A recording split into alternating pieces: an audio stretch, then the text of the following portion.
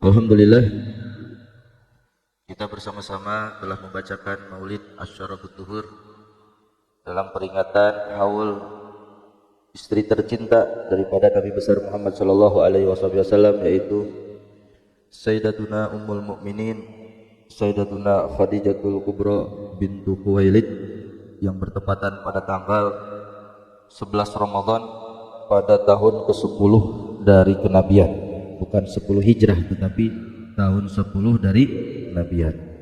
Jadi Rasulullah wafat tanggal 11 Ramadan setelah Rasulullah diangkat menjadi Nabi 10 tahun. Bahkan Sayyidatuna Khadijah menikah dengan Rasulullah sallallahu alaihi wasallam sebelum Nabi Muhammad diangkat menjadi Nabi. Jadi Sayyidatuna Khadijah menikahi Nabi Muhammad bukan karena kenabiannya, bukan karena kemuliaannya, tetapi karena kejujuran dan akhlak yang mulia yang ada di dalam diri Sayyidina Mustafa Muhammad sallallahu alaihi wasallam. Sayyidatuna Khadijah merupakan sosok manusia yang penting di dalam kehidupan Rasul sallallahu alaihi wasallam.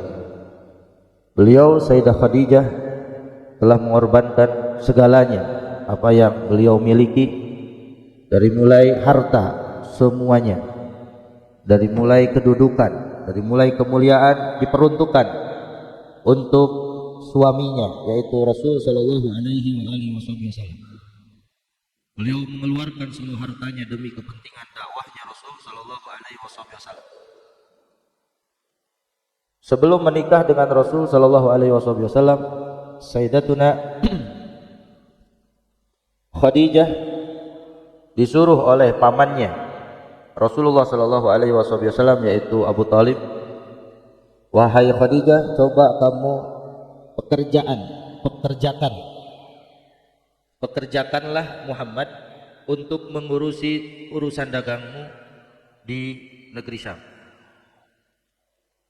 Karena Sayyidatuna Khadijah sebelumnya telah melihat dan telah mendengar tentang kejujuran yang dimiliki oleh Rasulullah, tentang akhlak yang mulia yang terdapat di dalam diri Rasul sallallahu alaihi wasallam. Maka Sayyidatuna Khadijah mengabulkan apa yang diinginkan oleh pamannya Rasulullah, yaitu Abu Talib, yaitu memperkerjakan Rasulullah untuk mengurusi perdagangan ke negeri Syam. Maka awal mula Rasulullah membawa dagangan Sayyidatuna Khadijah, yang mana Sayyidatuna Khadijah ini seorang pedagang yang paling terkaya di waktu itu. Orang-orang Mekah banyak yang kulaan, banyak yang ngambil barang dari Sayyidah Khadijah untuk dijual belikan di negeri Syam. Ya, sebagian orang ada yang kembali barang, ada yang memperoleh keuntungan. Ya namanya perdagangan, sirkulasinya seperti itu. Nah, ketika Nabi Muhammad datang dan disuruh untuk mengurusi perdagangannya di negeri Syam, dan diutuslah dengan Rasulullah budaknya Sayyidatuna Khadijah, yaitu siapa budak? Ya, pokoknya budaknya Sayyidatuna Khadijah ikut dengan Nabi Muhammad berdagang ke negeri Syam. Dari mulai pemberangkatan sampai Rasulullah sampai ke negeri Syam, sampai Rasulullah melakukan perdagangan dari barang-barangnya Sayyidatuna Khadijah, diperhatikan sama budaknya Siti Khadijah, pembantunya Siti Khadijah. Itu di antara pedagang-pedagang banyak orang yang berkerumun di hadapan perdagangannya Rasulullah. Barang-barang Rasulullah banyak dilihatin, dikerumun tokonya Rasulullah itu, sampai habis barangnya dan kembali ke Siti Khadijah dengan membawa keuntungan yang besar. Apa yang dilihat oleh budaknya, pembantu Siti Khadijah yang menemani Rasulullah, dari perangainya yang bagus, dari akhlaknya yang mulia, dari kejujurannya yang luar biasa, diceritakanlah kepada Siti Khadijah. "Ya Khadijah, sesungguhnya Muhammad adalah orang yang mempunyai kejujuran yang tinggi, orang yang mempunyai akhlak yang mulia. Beliau mempunyai cara di dalam berdagang yang luar biasa sehingga bisa memperoleh keuntungan yang besar. Sekali, dua kali, sampai tiga kali Nabi Muhammad membawa barang Siti Khadijah dan diperjualbelikan di negeri Syam, tidak pernah mengalami kerugian. Yang didapatkan oleh Rasulullah yaitu keuntungan yang besar. Lama-lama Sayyidatuna Khadijah tertarik dengan Nabi Muhammad sallallahu alaihi wasallam dan menyuruh kepada salah satu saudaranya untuk mengatakan kepada Nabi Muhammad supaya Nabi Muhammad melamarnya. Jadi Sayyidatuna Khadijah menyuruh kepada salah satu di antara saudaranya, anak pamannya, untuk berkata kepada Nabi Muhammad supaya Nabi Muhammad datang kepada orang tuanya dan melamar Sayyidatuna Khadijah. Maka datanglah suruhan Sayyidatuna Khadijah kepada Rasulullah, dan Rasulullah pun tertarik dengan tawaran Sayyidatuna Khadijah. Yang mana Sayyidatuna Khadijah walaupun umurnya lebih tua dari Rasulullah, perbedaannya 15 tahun. Di waktu itu Rasulullah berumur 25 tahun dan Sayyidatuna Khadijah berumur 40 tahun. Sayyidatuna Khadijah lahir sebelum Rasulullah lahir 15 tahun. Ya, Sayyidatuna Khadijah berumur 15 tahun baru Nabi Muhammad lahir. Perbedaan yang sangat jauh sekali. Tapi perbedaan itu tidak ada pengaruhnya sama sekali di mata Sayyidina Rasul sallallahu alaihi wasallam, yang mana sosok kecantikan yang dimiliki oleh Ummina Kubra Sayyidatuna Khadijah sangat luar biasa. Dan Rasulullah dengan tawaran tersebut, Rasulullah datang kepada keluarganya, kepada ayahnya dan melamar Sayyidah Khadijah dengan lamaran yang sangat besar sekali. Dikatakan kurang lebih melamar Sayyidah Khadijah dengan 400 unta. Ya, siapa Rasulullah? Rasulullah ini banyak uangnya, banyak hartanya. Ya, sebelum bekerja sama dengan Sayyidah Khadijah, Rasulullah ini seorang pengembala kambing dan mempunyai beberapa saham. Ya, selama ini kita mendengar dari sosok Rasulullah adalah orang yang miskin, orang yang tidak memiliki harta. Tetapi di samping itu Rasulullah orang yang sangat kaya raya, ya, mempunyai harta yang berlimpah. Bahkan melamar Sayyidah Khadijah dengan lamaran yang sebelumnya tidak pernah terjadi. Sebelumnya tidak pernah ada seorang laki-laki yang melamar perempuan dengan lamaran yang sangat tinggi, yaitu kurang lebih 400 unta. Bayangkan, ya, 400 unta, satu untanya hitung aja 35.000, ente kalikan, ya, 35 juta, 35.000, ya, 35 juta kali 400, sabaraha miliar, ya, itulah. Ya, singkat cerita, terjadilah pernikahan antara Rasul sallallahu alaihi wasallam dengan Sayyidah Khadijah Ummul Mukminin Sayyidatuna Khadijah Kubra. Setelah menikah dengan Sayyidah Khadijah, Rasulullah melanjutkan perdagangannya itu. Semakin hari omset semakin bertambah, ya, karena itu belum datang wahyu, ya, masih menikah dan belum datang suruhan Allah Subhanahu wa taala menurunkan wahyu kepada Sayyidah Khadijah, kepada Rasulullah sallallahu alaihi wasallam.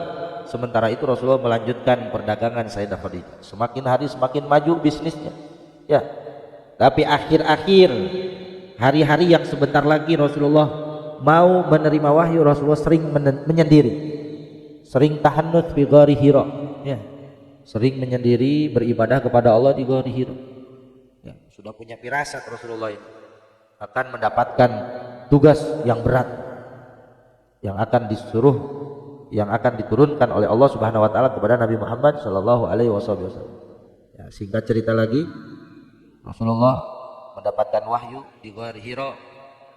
Kemudian ciri-ciri di antara salah satu ciri-ciri mendapatkan wahyu itu Rasulullah merasa gemetaran, meriang dan lain sebagainya. Ketika Rasulullah mendapatkan wahyu di Ghar Hira, Rasulullah langsung pulang ke rumah Sayyidah Khadijah dan diberikan pelayanan oleh Sayyidah Khadijah dengan menyambutnya Rasulullah, dengan mengurus apa semua yang dibutuhkan oleh Rasul Shallallahu Alaihi Wasallam berbakti kepada suaminya, walaupun derajat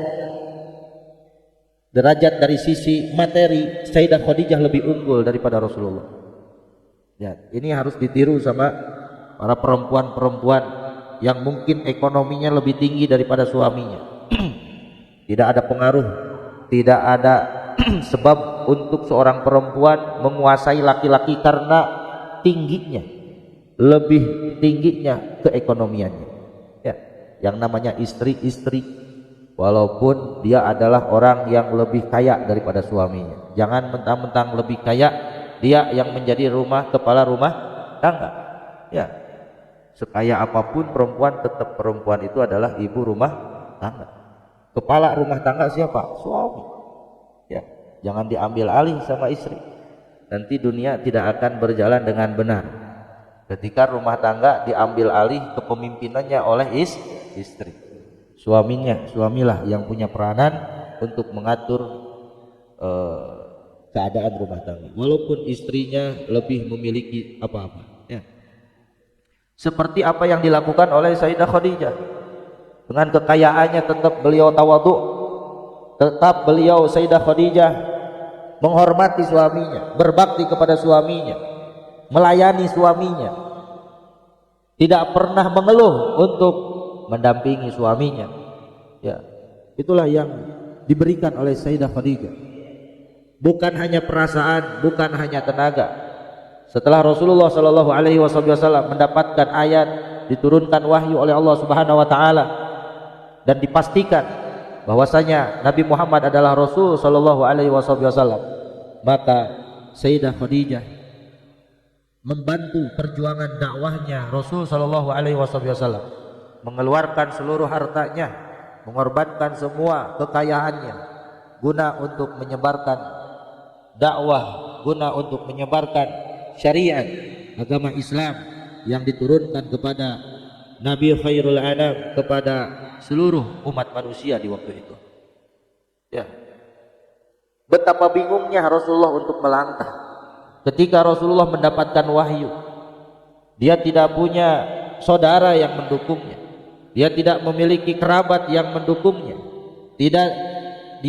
Rasulullah tidak memiliki sahabat yang siap untuk memperjuangkannya. Di kala itu, di awal-awal Rasulullah diangkat menjadi nabi, Sayyidah Khadijah lah yang mempunyai peranan utama, dan pamannya lah Abu Thalib yang selalu menjadi pembenteng, yang selalu menjadi pelindung untuk Rasul Shallallahu Alaihi Wasallam. Sayyidah Khadijah orang pertama yang berkorban untuk dakwahnya Rasul Shallallahu Alaihi Wasallam. Semua hartanya dikeluarkan. Bukan hartanya Rasulullah, tetapi harta yang beliau dapatkan warisan dari ayahnya Khuwailid. Ayahnya Khuwailid ini seorang saudagar, seorang kaya raya di kota Mekah waktu itu. Disegani oleh seluruh penduduk Mekah dengan kekayaannya dan dengan kemuliaannya. Sehingga ketika Rasulullah memperistri Sayyidah Khadijah, menikahi Sayyidah Khadijah, maka orang-orang yang benci sama Nabi Muhammad yang dilihat adalah keluarganya Sayyidah Khadijah. Gak berani mereka penduduk Mekah yang benci kepada Rasulullah untuk menyakiti Rasulullah. Karena apa?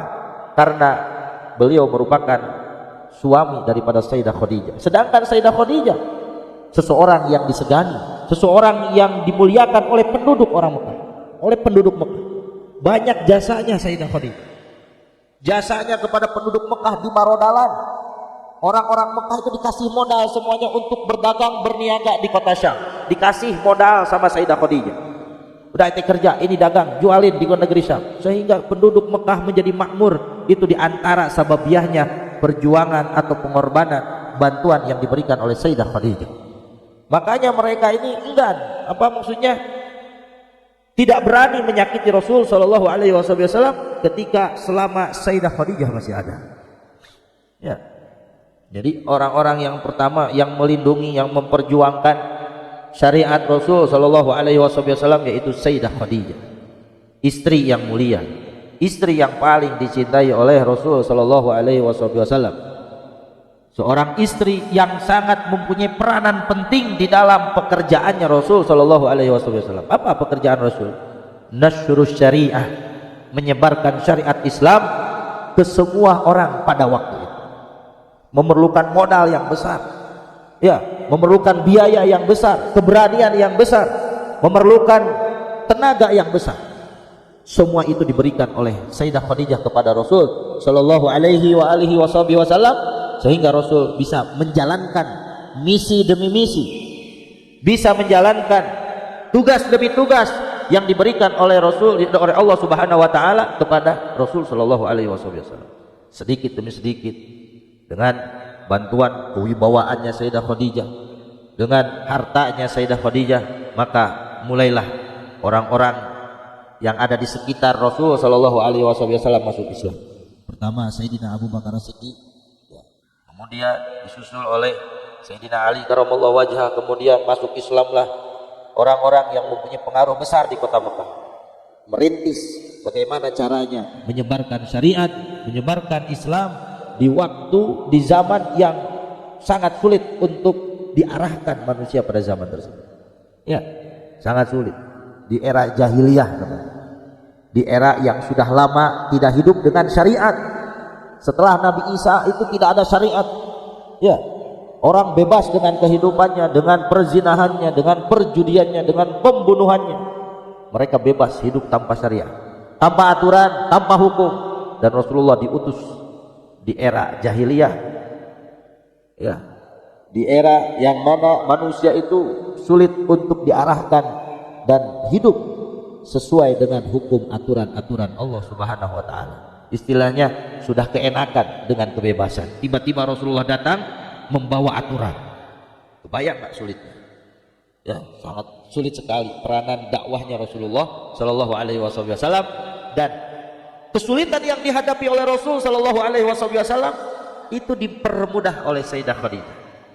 Memiliki istri yang sangat mulia, memiliki istri yang sangat bermanfaat, yang sangat mempunyai peranan penting, sehingga yang sulit menjadi mudah.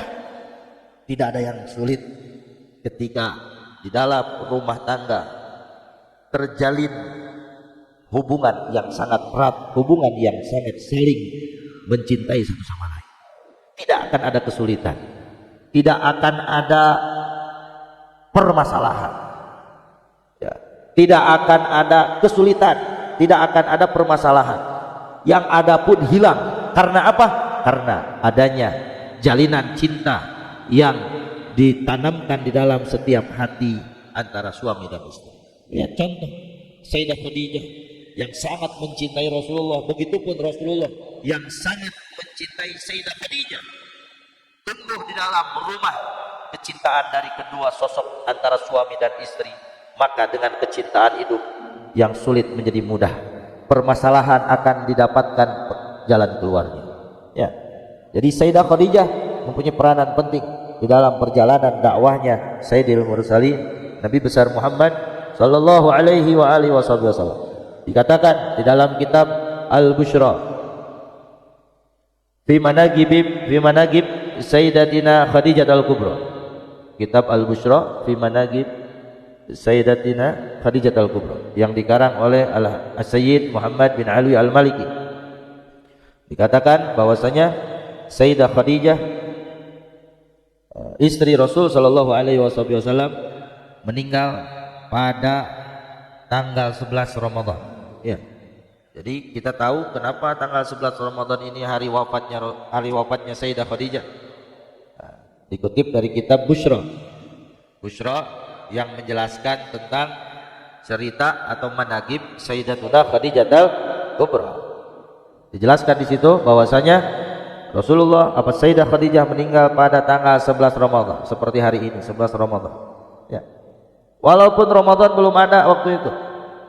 Ya, belum diwajibkan waktu itu Ramadan, tetapi bulan sudah ada.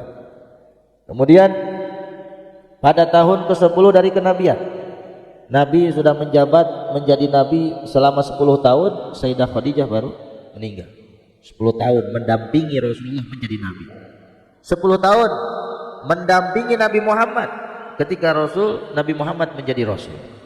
Ya, dan selama didampingi oleh Sayyidah Khadijah, Rasulullah mempunyai kemudahan untuk masuk ke keluarga ini, masuk ke kalangan ini, dan menarik orang satu demi satu sehingga mereka masuk Islam. Orang-orang yang mempunyai peranan penting diajak oleh Rasulullah untuk masuk Islam pada tahun ke-10. Ya, setelah tidak lama wafatnya pamannya Abu Thalib yang tidak kalah pentingnya mempunyai peranan penting di dalam penyebaran agama Islam, jelang beberapa hari disusul oleh istri tercinta Sayyidah Khadijah meninggal. Ya, ketika itulah mendapatkan kesulitan yang sangat luar biasa. Ketika itulah Rasulullah mendapatkan kesulitan yang luar biasa, seperti yang dikatakan tadi oleh Sayyidil Habib Umar.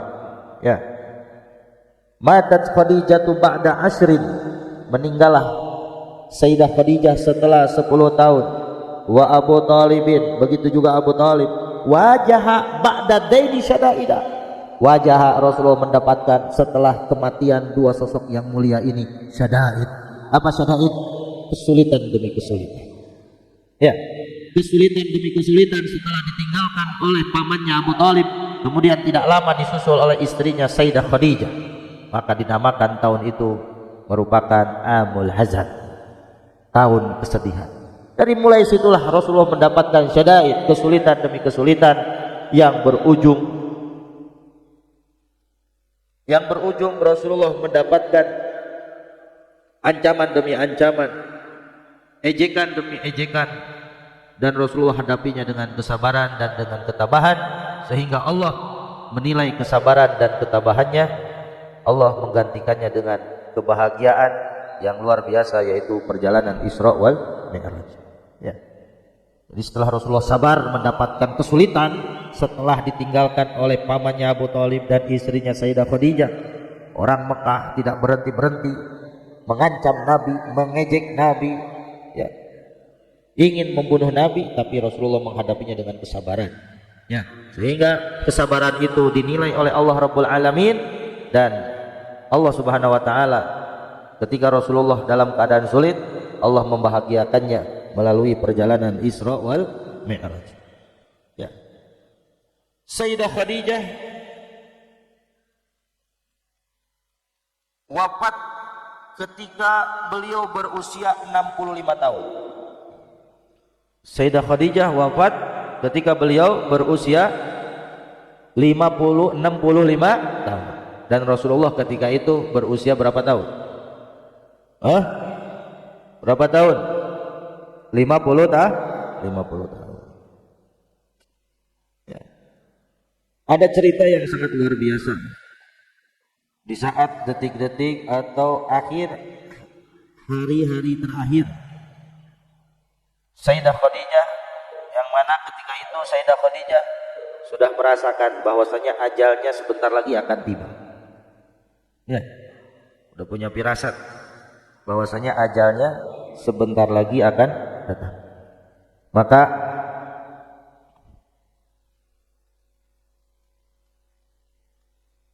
Sayyidah Khadijah ketika merasa bahwasanya ajalnya sudah dekat, Sayyidah Khadijah datang kepada Rasul sallallahu alaihi wasallam. Datang kepada Rasulullah untuk meminta maaf. Ya Rasulullah, izinkan aku meminta maaf kalau seandainya selama saya menjadi seorang istrimu, saya belum bisa berbakti kepadamu. Coba bayangkan, permintaan maafnya atas dasar apa? Saya takut selama saya menjadi istrimu, saya tidak bisa berbakti kepadamu. Sedangkan Sayyidah Khadijah sudah memberikan semuanya kepada Rasulullah. Ya, zaman sekarang istri baru baktinya sejam sehari udah pang baktina ke suami. Ya. Baru aja 2 jam nyiapin makan, nyiapin pakaian, masak dan lain sebagainya, ana pang baktina ke suami. Ya. Dan tidak pernah meminta maaf kepada suaminya. Ada zaman. Ya. Sayyidah Khadijah yang mulai dari bangun sampai tidur semua tenaga waktunya beliau berikan kepada Sayyidah Rasul sallallahu alaihi wasallam. Dari mulai bangun tidur sampai mau tidur lagi, semuanya diberikan untuk Rasul sallallahu alaihi wasallam. Pelayanan, harta, semuanya diberikan kepada Rasulullah. Itu setiap hari Sayyidah Khadijah lakukan untuk Rasulullah. Di samping itu, detik-detik atau hari-hari terakhir ketika Sayyidah Khadijah mau meninggal, merasa dirinya bahwasanya ajalnya sudah dekat, datang kepada Rasul sallallahu alaihi wasallam, "Ya Rasulullah, maafkanlah aku sebagai istrimu yang mungkin saya belum bisa berbakti kepadamu." Ya, Sayyidah Khadijah. Ya, Rasulullah pun menjawab. Rasulullah sangat ternyang, sangat terkejut dengan permintaan maaf yang keluar dari Sayyidah Khadijah. Maka Rasulullah menjawab, "Apa yang engkau mintakan maaf atas kekurangan baktimu kepadaku sama sekali tidak ada. Engkau sudah memberikan semuanya untuk. Tidak ada yang kurang sedikit pun yang telah engkau berikan untukku dan untuk syariat Allah Rabbul Alamin. Semuanya sudah engkau berikan. Semuanya apa yang kau miliki sudah engkau berikan untukku sebagai suamimu dan untuk syariat yang Allah turunkan kepada diriku. Engkau sudah memberikan semua.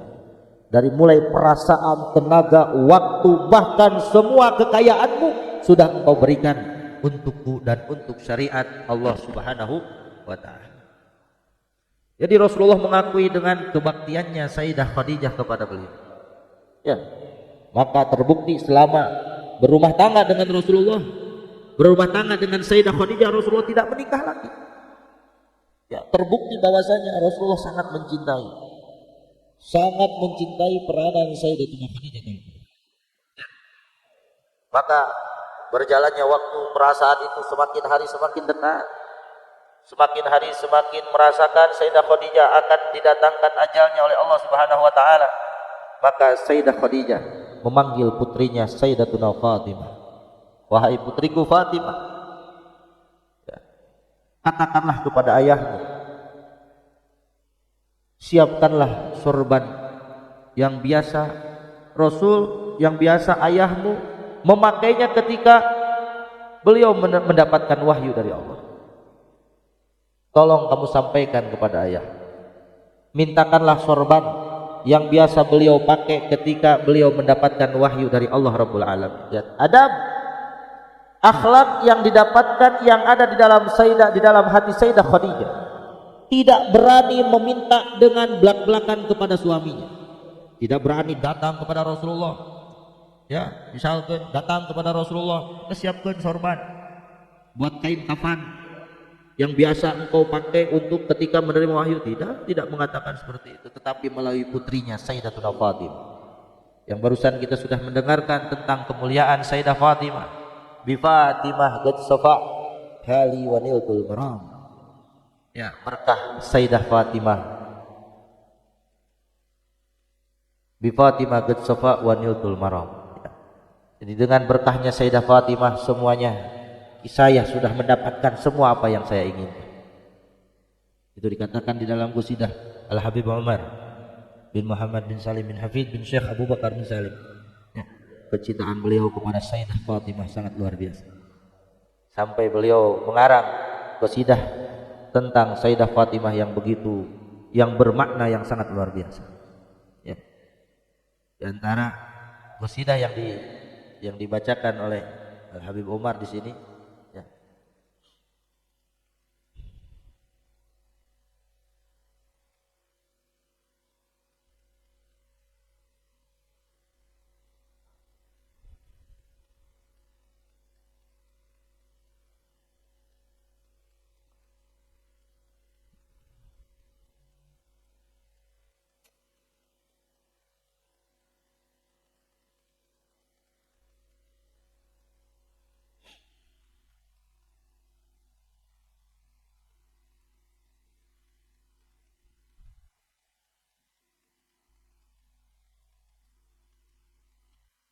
Nah, di sini nih, mulai di sini.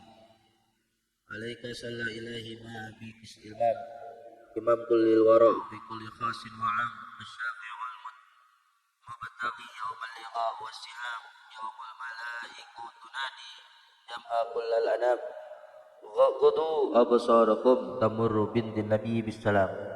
Ya, ketika Sayyidah Fatimah melewati haud, maka para malaikat menyerukan, ghudu absarakum, tundukkan pandangan-pandangan kalian. Ya, ketika di surga nanti Sayyidah Fatimah ketika melintasi haud, maka malaikat menyerukan, ghudu absarakum tamurru bintin nabi bisalam. Tundukkan pandangan-pandangan kalian karena putri Nabi akan melewati. Wa nakisu ru'usakum, dan tundukkan kepala-kepala kalian. Ma'a'adzamahu wallahu magam. Atadzukurini ma'aki a'bur wa man lahu dimam. Apakah engkau wahai, ini kata Sayyidil Habib Umar, apakah engkau wahai Sayyidah Fatimah akan mengingat saya, akan mengingatku ketika aku melewati sirat?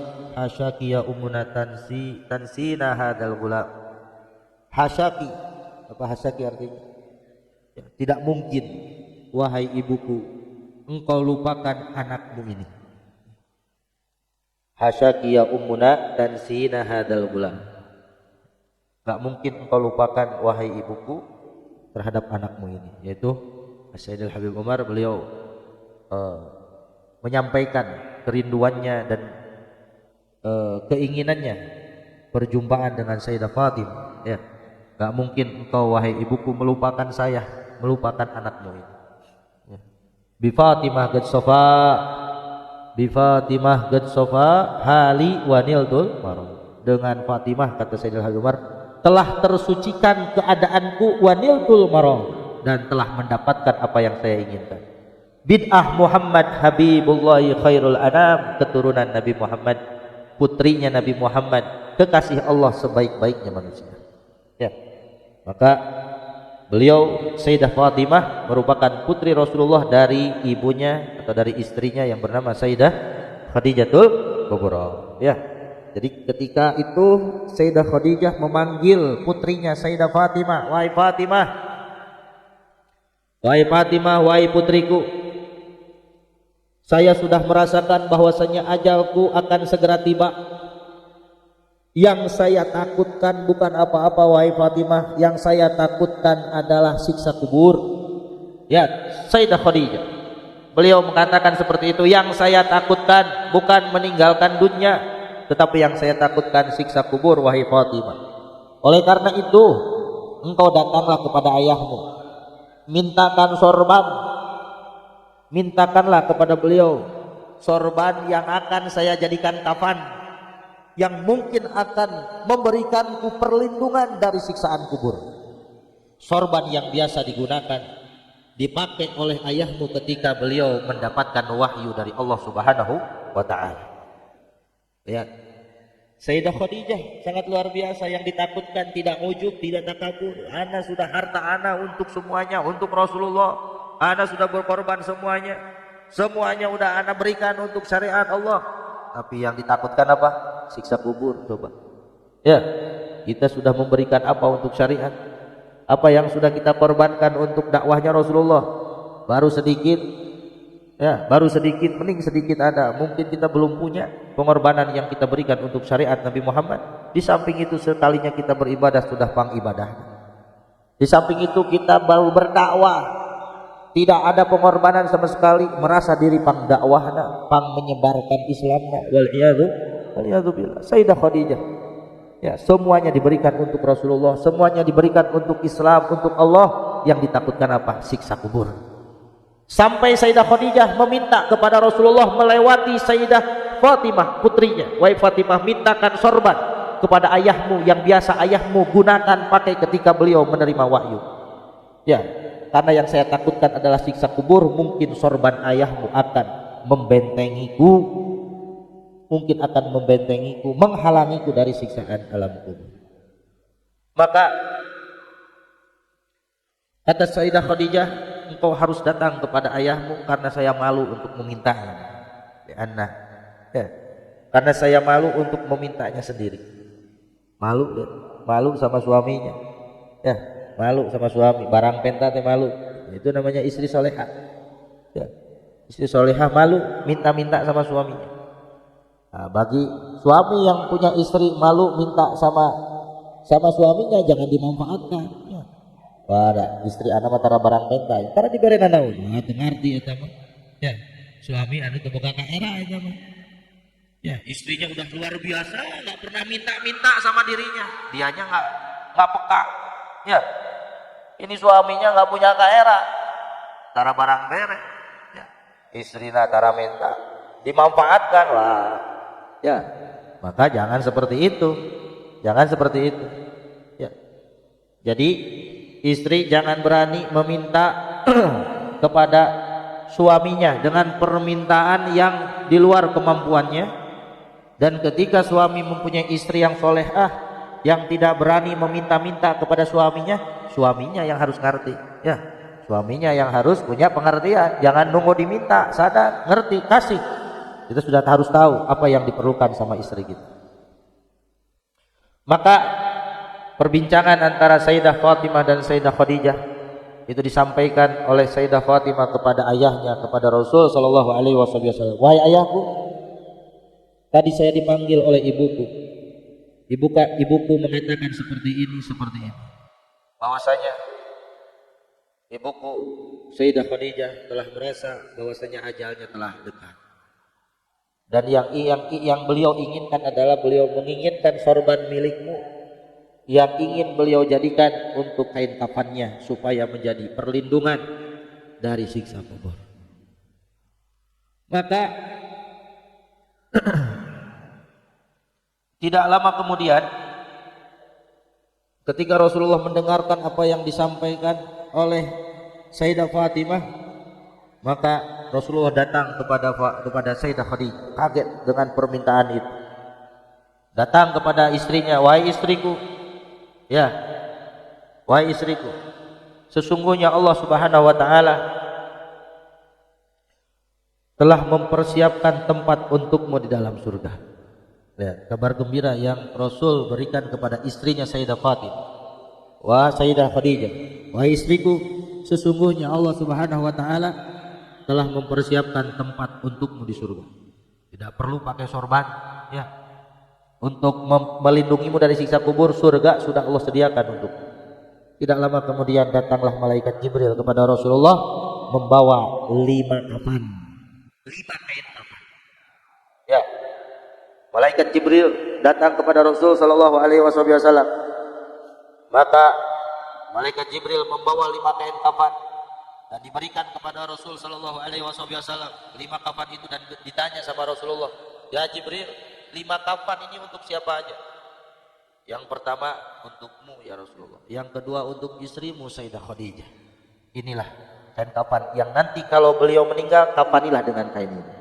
Kemudian yang 3-nya lagi untuk putrimu Sayyidah Fatimah.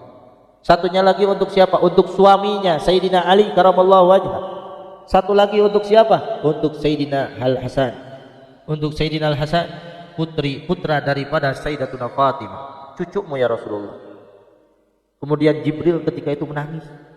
Ada satu cucu Rasulullah yang tidak terabsen kain kafan. Dan malaikat Jibril menjelaskan kepada Rasulullah tanpa Rasulullah bertanya, lah untuk anak yang satunya. Sebelumnya Rasulullah belum tahu bahwasanya Sayyidatuna Fatimah akan mempunyai anak Sayyidina Hasan dan Husain. Ya. Kemudian udah. Dan Rasulullah tidak bertanya kepada malaikat Jibril, ya Jibril untuk Sayyidina Husain mana? Tidak mengatakan, tidak bertanya itu. Tetapi malaikat Jibril yang menjelaskan, ya Rasulullah, adapun Sayyidina Husain, beliau akan meninggal tanpa memakai kain kafan. Sayyidina Husain akan terbunuh dan akan terpenggal kepalanya dan akan terkubur tanpa menggunakan kain kafan. Ya. Itulah 5 kafan yang disiapkan oleh malaikat Jibril. Yang pertama untuk Rasulullah, yang kedua untuk Sayyidah Khadijah, yang ketiga untuk Sayyidah Fatimah, yang keempat untuk Sayyidina Ali karamallahu wajhah, yang kelima untuk Sayyidina Al-Hasan. Sayyidina Husain beliau tidak menggunakan kain kafan, ya, karena dikubur tanpa menggunakan kain kafan. Ketika Sayyidina Al-Husain mengalami terbunuhnya Sayyidina Husain, ketika itu Sayyidina Al-Husain sudah mempunyai anak Sayyidina Ali Zainal Abidin. Ya, dari mulai Sayyidina Ali Zainal Abidin lah keturunan Sayyidina Husain sampai detik ini masih ada di alam dunia, yaitu para sayyid, para habaib yang mempunyai para syaraif yang mempunyai sanad sambung yang menyambung kepada Rasul sallallahu alaihi wa alihi wasallam. Maka kafan tersebut diberikanlah kepada Sayyidah Khadijah yang untuk beliau jadikan sebagai kain. Itulah singkat cerita, banyak sekali hadis tentang Sayyidah Khadijah. Bahkan Sayyidah Khadijah ini ya dikatakan oleh Sayyidatuna Aisyah, istri Rasul sallallahu alaihi wasallam, paling cemburu sama Sayyidah Khadijah. Kenapa? Walaupun sudah mempunyai istri, ketika Rasulullah menikah dengan Sayyidah Aisyah, ya, Sayyidatuna Aisyah, setelah Sayyidah Khadijah wafat, Rasulullah ini suka mengungkit-ungkit nama Sayyidah Khadijah. Yang dikit-dikit Sayyidah Khadijah, dikit-dikit Sayyidah Khadijah, cemburu Sayyidah Aisyah. Cemburu lah, namanya perempuan. Bahkan di sini disebutkan karena Nabi sallallahu alaihi wasallam idza dzakara Khadijah ta'atna 'alaiha fa ahsana thana. Bahwasanya Nabi sallallahu alaihi wasallam apabila menceritakan tentang Khadijah, Athna, Rasulullah memuji alaiha kepada dirinya, memuji Sayyidah Khadijah, fa ahsana thana, dengan pujian-pujian yang baik, dengan pujian-pujian yang luar biasa. Galat, maka Sayyidah Aisyah, beliau berkata, faqirtu yauman, maka saya merasa cemburu pada suatu hari, saya cemburu berlebihan ini Rasulullah katanya. Muji-muji Sayyidah Khadijah. Pertama sudah meninggal, yang kedua udah tua lagi katanya. Saya lebih muda daripada Sayyidah Khadijah. Faqirtu yauman, maka suatu hari saya merasa cemburu yang tidak bisa saya pendam. Memang tiap hari Rasulullah kalau muji Sayyidah Khadijah saya cemburu, tapi saya memendamnya di dalam hati katanya. Tapi ketika itu Rasulullah sangat berlebihan memuji-muji Sayyidah Khadijah, sampai saya nggak kuat, saya ungkapkan. Maka saya berkata kepada Rasulullah dalam hati, maksudnya ketika hati dalam keadaan cemburu, saya memberanikan diri untuk mengatakan kepada Rasulullah, ma aktsara ma tadhkuruha habra sadqi. Alangkah banyaknya, alangkah berlebihannya engkau ya Rasulullah memuji-muji Sayyidah Khadijah yang mana dia sudah tua. Qad abdalakallahu azza wa jalla biha khairan minha. Allah sudah menggantikan katanya. Allah sudah menggantikan untukmu dari Sayyidah Khadijah perempuan yang lebih muda dan lebih cantik lagi katanya, kata Sayyidah Aisyah. Saking cemburunya katanya. Allah sudah menggantikan untukmu ya Rasulullah perempuan yang masih muda dan cantik katanya. Maka Rasulullah berkata, ma abdalani Allahu azza wa jalla khairan minha. Allah tidak pernah menggantikan untukku perempuan yang lebih baik darinya katanya. Wah, nambah galau Sayyidah Aisyah. Allah tidak pernah memberikan kepadaku sebagai ganti Sayyidah Khadijah perempuan yang lebih baik darinya. Kenapa? Qad amanat bi idz kafara bi. Ya, dia adalah perempuan yang telah beriman kepadaku di saat manusia kufur kepadaku. Ya. Qad amanat bi idz kafara bi nas. Ya. Dia telah beriman kepadaku ketika manusia kufur kepadaku. Wasadabatni idza kadabatni nas. Dan beliau Sayyidah Khadijah telah membenarkanku, telah mendukungku ketika manusia mendustakan aku. Ketika manusia pada zaman jahiliyah tidak percaya apa yang saya bawa, hanya Sayyidah Khadijah lah yang pertama membenarkan apa yang saya bawa. Kemudian